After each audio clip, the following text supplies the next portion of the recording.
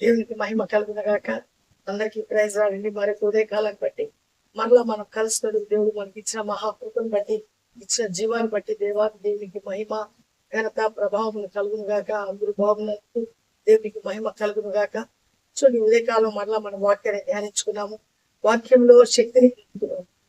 ఆత్మకు మనం అనుదినము ఆహారాన్ని ఇచ్చినప్పుడు ఆత్మ అనుదినము బలానికి పొందుకుంటూ ఏ పరిస్థితిలో కూడా ఈ లోకాన్ని చూసి భయపడక దేవుని బట్టి ధైర్యం తెచ్చుకుని ముందుకు కొనసాగుతుంది. వీటి వల్ల విశ్వాసము కలుగును అని లేఖనం చెప్తుంది.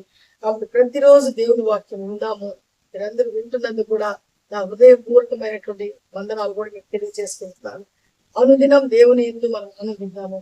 చూడండి, ఈ దినం మనము వాక్యాన్ని ధ్యానించుకున్నాము.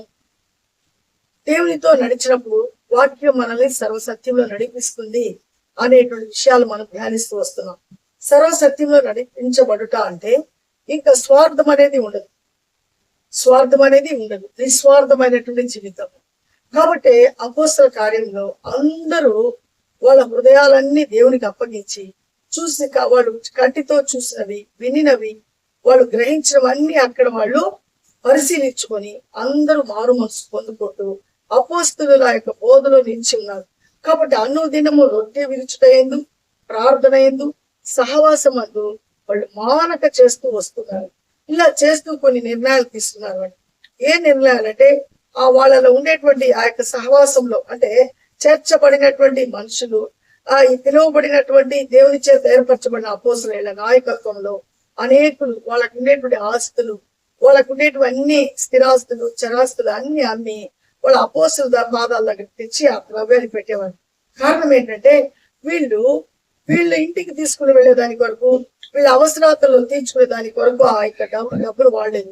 అదంతా సమిష్టిగా ఉంచి ఆ సహవాసంలో ఎవరైతే ఇబ్బందులో ఉన్నారో, ఎవరైతే బాధలో ఉన్నారో, వీళ్ళు కాకుండా ఎవరైతే ఈ లోకంలో ఈ యొక్క పేదరికంలో బాధలో నశించిపోతున్నారు, వాళ్ళందరికీ వాళ్ళు సమిష్టిగా ఉండి, అంటే ఐక్యమత్యంగా ఉండి అందరికి సహాయం చేస్తున్నారు, అందరినీ బలపరుస్తున్నారు. కాబట్టి వాళ్ళకి ఏది కొదువు లేకుండా అందరూ హ్యాపీగా బ్రతుకుతూ ఉండేటువంటి సమయంలో అననీయ అనేటువంటి మనుషుడు ఉంటాడు. అపోస్తల కార్యము 5వ అధ్యాయము 1వ వచనంలో అననీయ అనేటువంటి వ్యక్తి ఉంటాడు. ఆయన కూడా ఈ యొక్క సహవాసంలో నేను ఉండాలా, నేను కూడా వీళ్ళతోనే ఆనందించాలా, దేవుని రాజ్యం కొరకు నేను కూడా ప్రోత్సహించబడుతున్నాను, దేవుని రాజ్యం కట్టుడుకు నేను కూడా తోడ్పడతాను అనేటువంటి ఉద్దేశంతో తన భార్య ఆ యొక్క సహవాసంలో చేరేదానికి వాళ్ళు వస్తారు. అలా వచ్చినటువంటి సమయంలో అనన్య ఏం చేస్తాడంటే ఆయన దగ్గర ఉండేటువంటి ఆ యొక్క తనకు ఉండేటువంటి ఆస్తిని అమ్మి ఇది తీసుకుని వచ్చి అపోస్తలుల దగ్గరికి ఇవ్వాలని భార్యాభర్తలు ఇద్దరు కలిసి వాళ్ళ ఆస్తిని అమ్ముతారు. అమ్మిన తర్వాత వాళ్ళు ఏక మనస్సుతో, అంటే ఇద్దరు ఏకీభవించి కొంత దాచుకొని కొంత తీసుకొని వచ్చి అపోస్తలులైనటువంటి పేతురు ఎదుట ఆ యొక్క ధనాన్ని ఉంచుతాడు. ఎవరు? ఈ అననీయ అనేటువంటి ఆయన. అప్పుడు వెంటనే ఆ పరిశుద్ధాత్మ దేవుడు పేతురుతో మాట్లాడుతున్నాడు. ఈ అననీయ చీటింగ్ చేశాడు, చెప్పింది ఒకటి చేసింది ఒకటి, అమ్మారు కొంత దాచుకున్నారు అనేటువంటి మాట పరిశుద్ధాత్మ దేవుడు ఆయన బయలుపరుస్తాడు. వెంటనే అననీయ, నువ్వు నిజం చెప్తున్నావా? ఇది ఖచ్చితంగా నువ్వు తీసుకొచ్చి నిజమైన అన్నట్లు అడుగుతున్నాడు. అవును అని చెప్పి ఆయన ఇస్తున్నాడు. ఆయన ఇచ్చిన అంటే అబద్ధం చెప్తున్నాడు దేవుని ఎదుట. వాళ్ళందరూ పర్ఫెక్ట్ గా దేవుని కొరకు బాగా వాళ్ళు వేడిగా ఉంటున్నారు, దేవుని కార్యములు చేయటకు చాలా బలముగా ఆసక్తితో ఉంటున్నారు. కాబట్టి పరిశుద్ధాత్మ కార్యములు గొప్పగా అక్కడ జరుగుతున్నాయి. అక్కడ యూదులకు ప్రభు అయిన యేసుక్రీస్తు కంటే కూడా ఇంకా వీళ్ళ మీద ఇంకా అసూయ, కోపము అనేది రగులుకొని పోతుంది. ఈ మనుషుని ఇలా విడిచిపెట్టేస్తే ఇంతవరకు ఒకడే ఉన్నాడు, ఇప్పుడు ఈ సమూహం అంతా మరలా వీళ్ళు కాక అనేక మంది అయిపోయారే, ఇంక వీళ్ళు ఇలాగే వదిలేస్తుంటే ఇంక మన పరిస్థితి ఏంది అన్నట్టు వాళ్ళు వీళ్ళని పట్టుకొని తీసుకుని బంధిస్తుంటారు. అయినప్పటికీ కూడా వాళ్ళు ఎక్కడ భయపడరు. మంచి పనులు చేస్తుంటే, స్వస్థత కార్యాలు జరుగుతుంటే అది కూడా వాళ్ళు జీర్ణించుకోలేకపోతారు. అంటే వాళ్ళు ఖచ్చితమైనటువంటి సత్యంలో జీవిస్తున్నారు. కాబట్టి అననీయ అని అడుగుతున్నాడు, ఇంతేనా అంటే ఇంతేనన్నాడు. సరే, ఆయన చేతికి అది అప్పగించి ఆ మాట అనే లోపల పడి అలాగే చనిపోతాడు. కారణం ఏంటంటే అందరి ఎదుట దేవుని సన్నిధానంలో పరిశుద్ధాత్మకు ఏం చేస్తున్నాడు? మోసం చేస్తున్నాడు. పరిశుద్ధాత్మను అక్కడ మోసపరుస్తున్నాడు. కాబట్టి పరిశుద్ధాత్మ దేవుడు ఏం చేస్తాడు? అతనికి పనిష్మెంట్, వెంటనే చనిపోయాడు. ఈ సంగతి భార్యకి తెలియదు. భార్యకు తెలియకముందే ఇక్కడ ఉండేటువంటి యవనస్తులు ఆ యొక్క ఒక బట్టతో తను చుట్టి తీసుకువెళ్ళి ఆ సమాధుల దగ్గర పాతి పెట్టేదానికి తీసుకెళ్ళిపోతాడు. భార్యకి చెప్పకున్నాడు. వెంటనే ఆ భార్య మరలా ఆమె కూడా లోపలికి వస్తుంది. లోపలికి వచ్చి ఇదంతా సంగతి జరిగిన సంగతి ఆమెకు తెలియదు. మరలా పేతురు అడతాడు, మీరు అమ్మింది ఇంటికైనా అన్నప్పుడు వాళ్ళిద్దరు ఏక మనసుతో అమ్మి కొంచెం దాచుకున్నారు కాబట్టి అవునయ్య ఇంతేనని ఆమె అబద్ధం చెప్తుంది. అప్పుడు అంటాడు, ఎందుకు మీరు పరిశుద్ధాత్మను మోసపుస్తున్నారు? ఇదిగో నీ యొక్క భర్తను తీసుకువెళ్ళి పాతి పెట్టి వచ్చిన పాదాలు ఇంకా లోపలికి రాలేదు కాబట్టి నీకు కూడా అలాగే జరుగుగా కంటే ఆమె కూడా అక్కడే పడి చనిపోతుంది. అంటే ఇక్కడ మాట వినకపోతే అబద్ధం చెప్తే అంతకు ముందు ప్రభు అయిన యేసుక్రీస్తుని హింసించారు, బాధ పెట్టారు, అయినా కూడా ఆయన నోరు పెదపలేదు.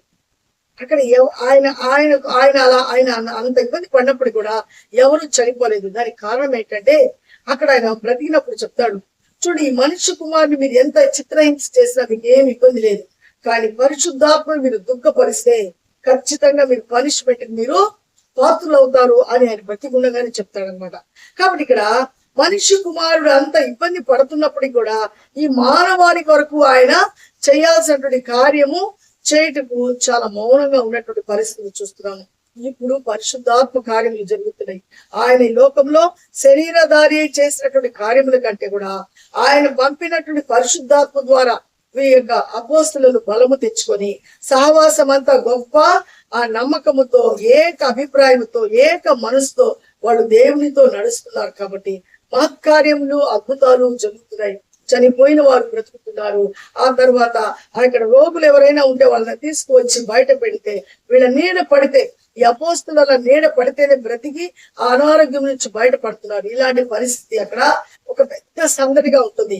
ఇది తట్టుకోలేకపోతున్నారు ఆనాటి అధికారులైనటువంటి ఆ అన్న, ఆ కైఫా, వాళ్ళ బంధువులు, ఆ యూదులు అందరూ కూడా వాళ్ళందరికి మరలా వాళ్ళ పట్ల ద్వేషము అసూయ వచ్చి వాళ్ళ పట్టుకొని తీసుకువెళ్ళి బంధిస్తున్నారు, వాళ్ళు ఇబ్బంది పాలు చేస్తున్నారు. అయినా వాళ్ళు భయపడటం లేదు.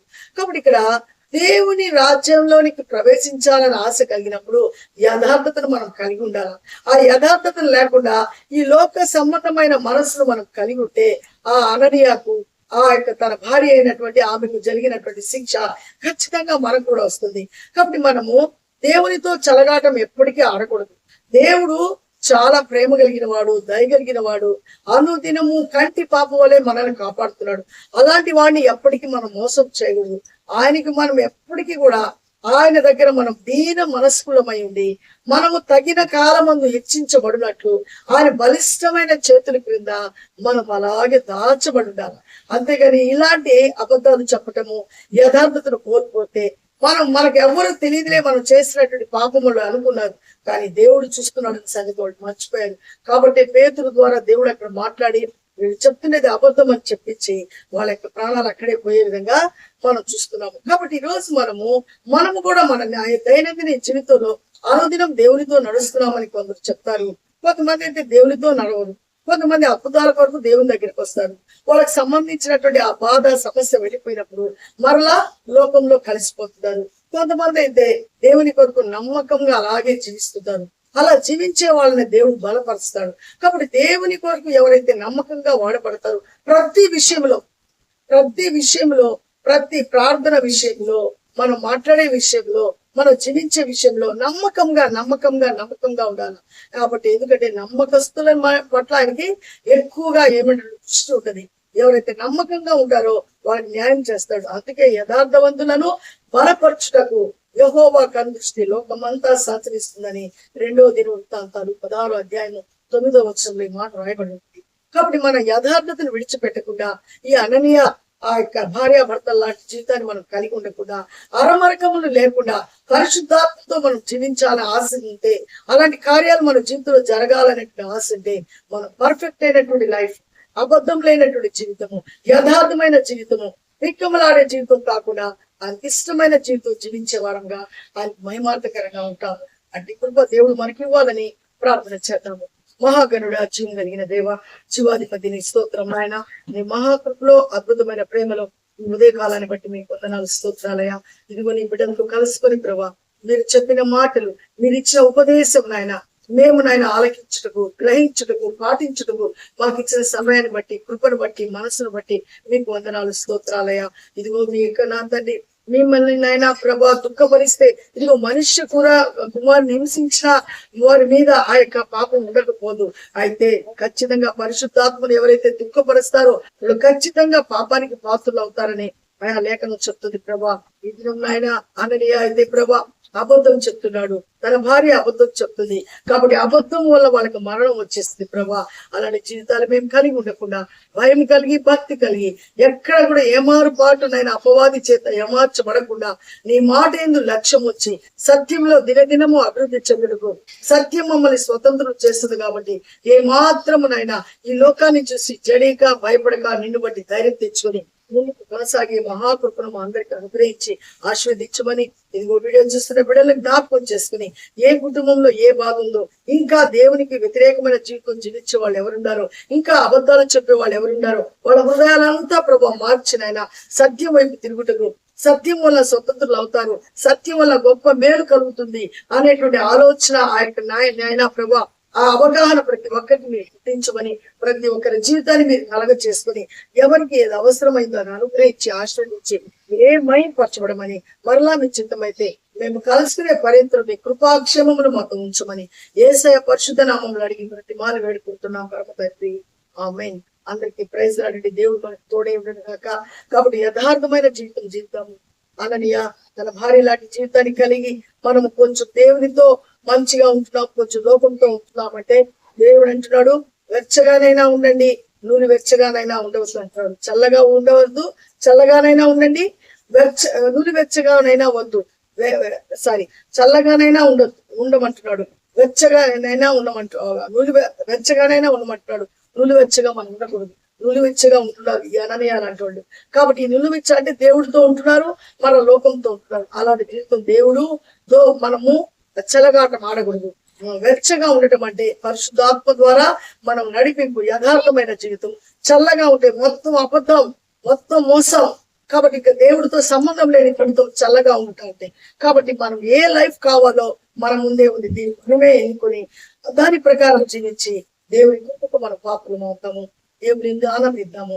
దేవుడు తప్పకుండా మన జీవితాలు దర్శించి మనల్ని పరిశుద్ధపరిచి ఆయన మహిమార్థకరంగా నిలబెట్టుకున్నాక ఆమేన్. షేర్ చేయండి, లైక్ చేయండి, సబ్స్క్రైబ్ చేయండి. మన ఛానల్ అనేక తెలియజేసి ఇంకా తెలియని వాళ్ళందరూ తెలుసుకునే విధంగా దేవుని వాక్యాన్ని అనుదినం ధ్యానిస్తూ దేవుని ఎందు ఆనందిద్దాము.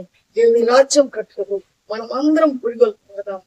దేవుని రాజ్యం కట్టుటకు మనం అందరం మన పనిని మనం చేసి ముందుకు కొనసాగము.